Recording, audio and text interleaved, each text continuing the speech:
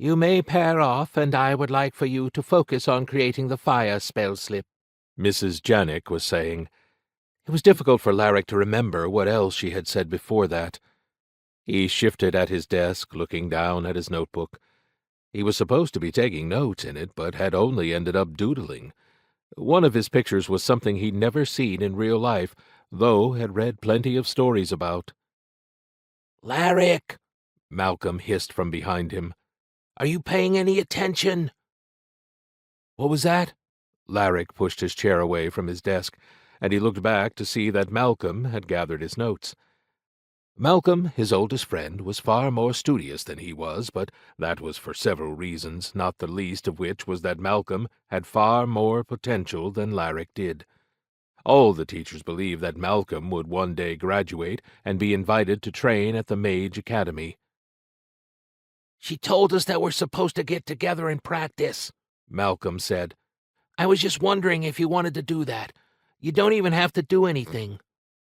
Laric flipped his chair around to face Malcolm's desk. A little bit of ink had spilled over it, smearing the side of Malcolm's hand. He had attempted to scrub it off, but ended up getting most of that ink onto his shirt. Laric knew Malcolm's parents well enough to know that they wouldn't be pleased with it. "I'm not sure you want me to be your partner for this. I think you'd rather ask Rowan." Malcolm flushed, and he glanced over to the pretty redhead seated not far from them, though he hurriedly turned his attention back to his desk and shuffled the papers around for a moment.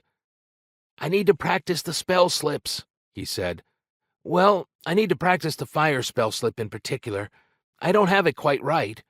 He reached down and grabbed a lantern, which he set on the desk between them. "You don't need me to help you with this," Laric said. He looked over to the window again. The bright sunlight called to him. He would much rather be outside than in a classroom.